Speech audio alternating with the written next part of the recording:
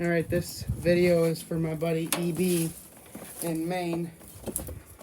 I have no idea what rear end this is from.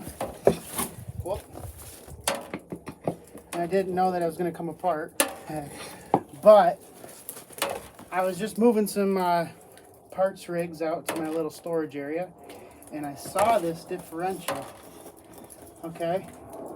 If this is held in place, look how fast this spins when I move this.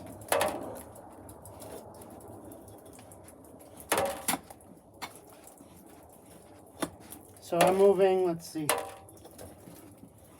a half a rotation, and that's almost moving an entire rotation.